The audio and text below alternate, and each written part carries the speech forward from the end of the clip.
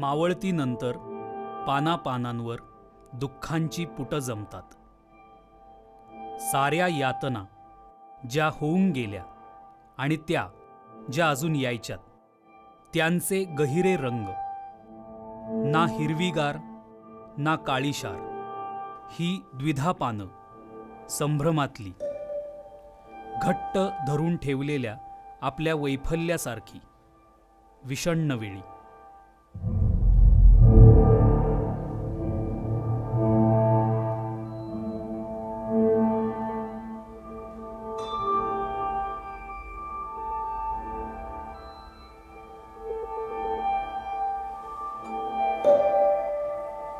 सरत्या दुपारी आळसवटलेल्या वाटा सावल्यांमधून पसरल्यात, सुस्त अगदी टोकांपर्यंत गेल्यात. हरेक धुलीकणात भरून उरलाय कंटाळा, उदासीन आळस, म्लानता.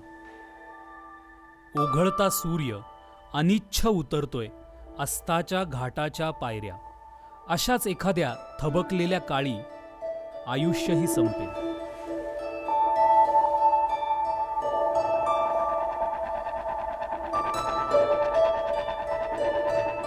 ह्या घनदाट जागा, झाडांमधल्या मधल्या, गहन, उत्सुक, बोलू पाहतायत काही गंभीर, सखोल, पण तरी मुकशा, अबोल.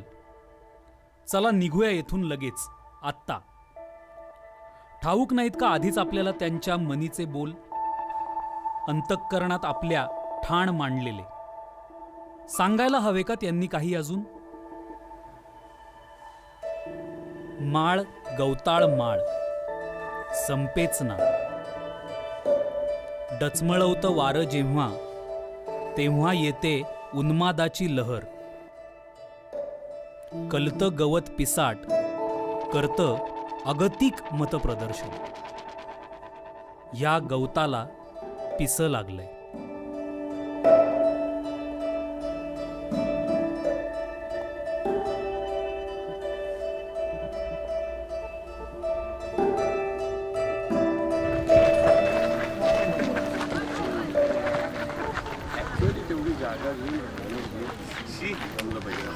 आणि आपणही इथं नागरी, नवे कोरे, मध्यमवर्गीय, मध्यमवयीन, आदिम पुरुषांचे आणि आदिम मातांचे वंशज. त्यांनी दगडं घासली धारधार, आपण घासतो, बनवतो सॉफ्टवेअर. कधी होतो आपण नजीक त्याच्या? कधी घडवायचा तो आपल्या आयुष्याचे सहज घाट? कदाचित तेव्हा जेव्हा नाकळते होतो आपण, अजाण.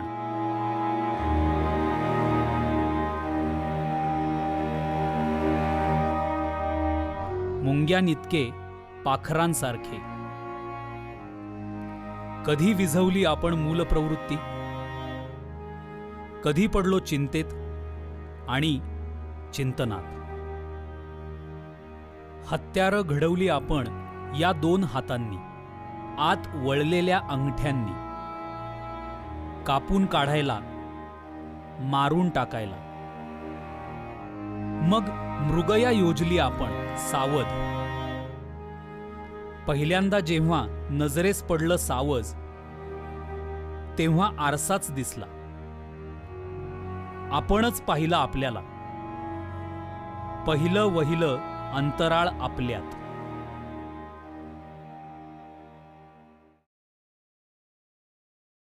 इतिहासकार कोसंबी म्हणतात, ह्या देवळालगत हत्यारं सापडली अश्मयुगीन. देवळा अगोदरपासून राहतोय इथं रानातला देव आणि त्याचे रानटी भक्त.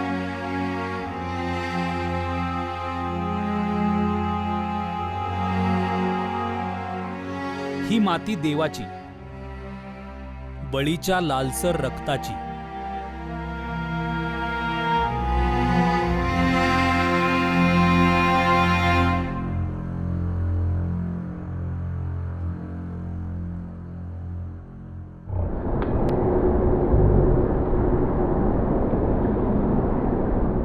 शहरातले लखलखीत दिवे दिलासा देतात.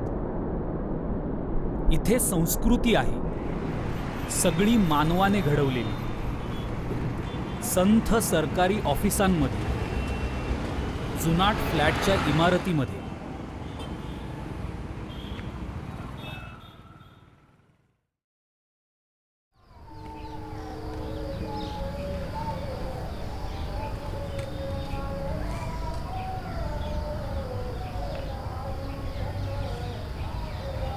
नव्या अपार्टमेंटमध्ये, IT कंपन्या आणि त्यांच्या लंच ब्रेकमध्ये, मॉल आणि झगझगीत रेस्टॉरंटमध्ये, जिथे तरुण तरुणी वाट बघत बसतात. माणूस घडवला जातोय रोज, रोजच्या रोज. भक्कम होतोय, शहरासाठी सज्ज होतोय. रविवारी मात्र आम्ही टेकडीवर येतो. शहर सुखांचा स्वर्ग, उपभोगाचं आकर्षण. टेकडी शहराच्या मिठीतली, शहराचीच. शुद्ध हवेत खोल श्वास घ्या, श्वास सोडा, सारी प्रदूषित हवा जाऊ द्या. ही इथली शांतता चघळून चघळून खा आणि थोडे प्राणायाम करून मनःशांती मिळवा. इतके हरवलोय तिकडे आपण की स्वतःला शोधायला इकडे येतो. असं कधीपर्यंत करत राहणार?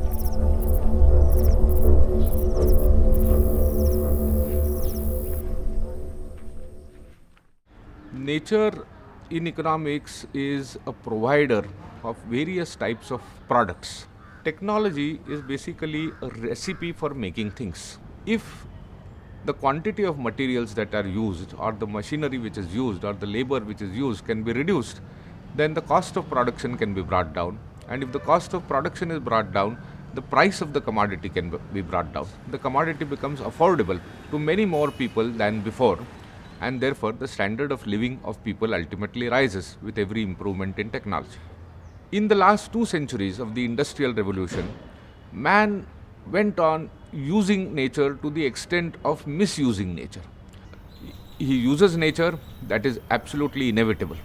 He has to use nature. There is nowhere else that he can look to. But while using nature, it is now becoming imperative that man should not spoil nature. So the technologies for the 21st century will be those which use nature without spoiling nature. Any introduction of nature-friendly technologies in the beginning will always prove to be costlier than the earlier technologies. So ultimately there should be a trade-off. How much natural beauty you want and how much profit do you want? If in the interests of environmental protection, if the profits of all industries at the same time is going to go down, industrialists are prepared to take this reduction in profits in order to protect the environment.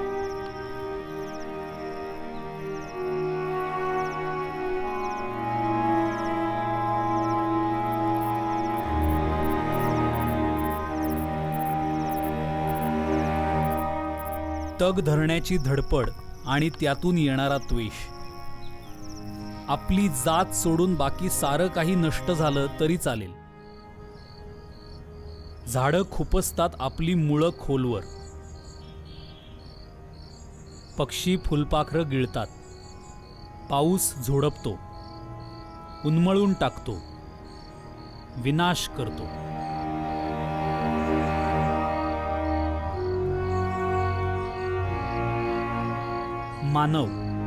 मानव एक अचाट जात. साऱ्याचं ज्ञान करून घ्यायचंय आपल्याला. नवे नवे शोध लावायचेत आपल्या अस्तित्वाला संकटात घालून. जागतिक तापमान वाढ, जंगलतोड, पूर, आपलं आयुष्य धोक्यात आहे. ज्ञानाचा हेतू विनाश.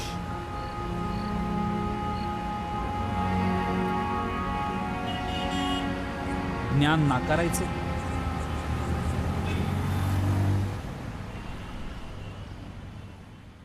I do experimental physics research.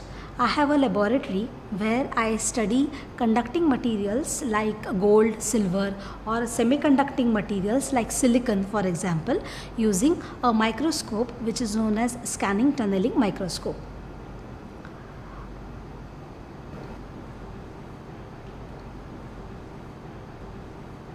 You really need to delve deep, think about why things are working the way they are, and unearth sort of prod things around it to get an answer so as to how things work. So, and physics is the most fundamental science, I would say, when it comes to answering questions about the mechanisms of nature or how things work in nature. One is a curiosity driven research, okay, where you just want to know why things work in a specific way. Then another way is to understand phenomena, either to understand things around you, or the next step would be to make a device out of it or to develop some application which would in turn better life in some way.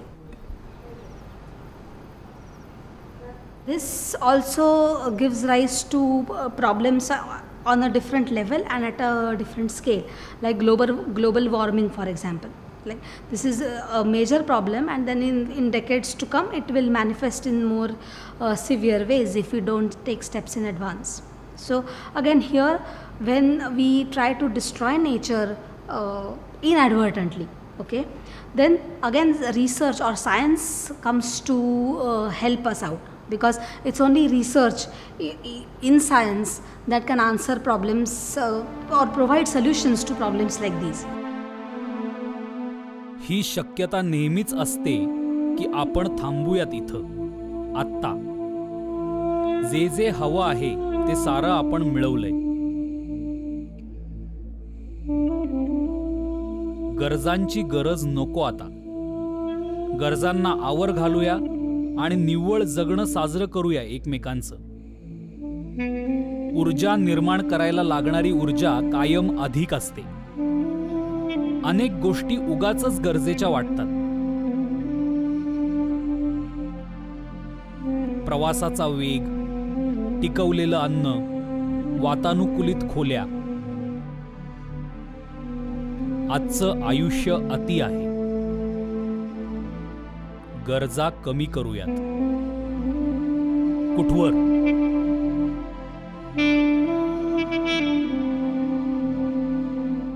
कलेसाठी ऊर्जा लागते. विचार करायला सोयी सुविधा लागतात.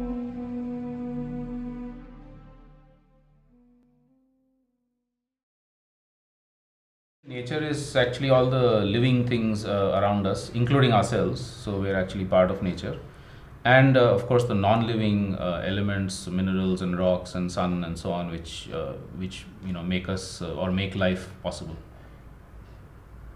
Yeah, for me it's pretty much the same, and I would include in that any space which provides opportunities for these elements to interact with each other and evolve to its whatever form it would naturally evolve to. I consider myself very much part of the nature. I'm not something apart from it, including within me and wherever I live, the environment around me. Something that I connect and associate very strongly with and gives me a kind of identity. Something that really inspires me, it excites me. I feel at home. The realization that I'm part of nature and that I wouldn't exist if it weren't for nature and the environment around me. It gives me a cause for actually trying to do whatever I can to protect the environment and nature around me, because as I said, without it, none of us would really exist. It has been very it has been very natural. I wouldn't say it was a conscious thought. I was very inclined towards introspection, into philosophy of existence, of being human, and which naturally kind of brought me to working what I do today, because it kind of helped me find my own connection with myself. So I work with local communities because I believe that human beings are very integral part of nature. So no conservation activity, which is what I work on, conservation of biodiversity, can be without the involvement of human beings. So at any level that promotes involvement of human beings in managing and conserving their natural resources is what I do. I think one of the things that we've been working on especially is looking at how we can change the policies by which conservation take place, because a lot of those policies have been very top down, dominated by governments and recently also by private corporations, whereas we feel that local communities, people who are actually living with nature, are the ones who are best able to or should be empowered to and have the capacity to protect nature, to use natural resources sustainably for their own livelihoods and so on. So because nature is important for me, it's also very important that whatever I do in my personal life is leading towards safeguard of nature, is not harming nature. So I try to see how my choices that I make for survival are making sure that nature is not harmed, whether it is the food that we are consuming or the means of transport that we are using or any other forms of consumption in particular.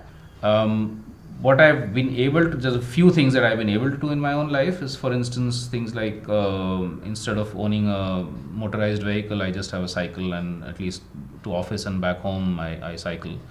But of course, every time I do that, my heart is in my mouth because it's a very unsafe city, which also means that personal choices are constrained by social choices. And if Pune has decided to be a city with lots of uncontrolled traffic, then it makes it that much harder for somebody to use cycles as a choice.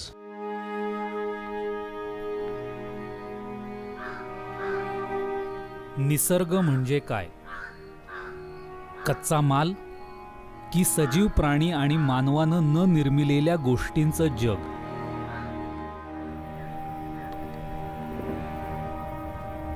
पण कुंड्यात लावलेली रोपं, रस्त्यांवर भटकणारी कुत्री, त्यांचं काय? माणूस म्हणजे मानवता.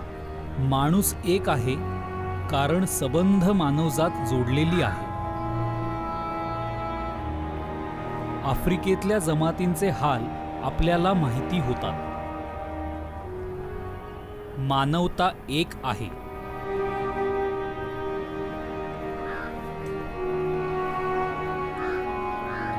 जेव्हा एकात्मता साधली जाते तेव्हा जे उरते ते देखील एक संध बनते. निसर्ग ही दोन जगे विलग होतात.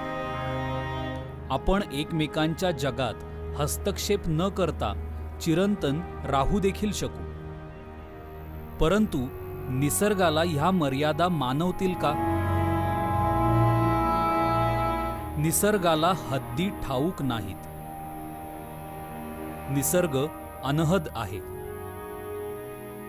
तो केवळ असतो.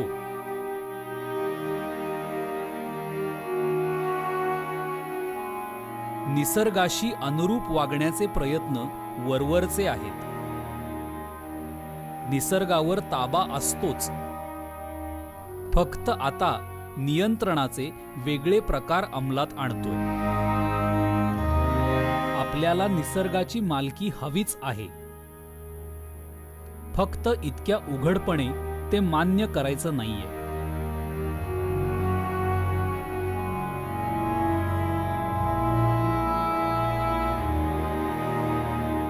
विचारांच्या आणि अस्तित्वाच्या कक्षा बदलाव्या लागतील. शोषण आणि उपभोगाचा अंतर्भाव असलेली सर्व नाती नष्ट करावी लागतील.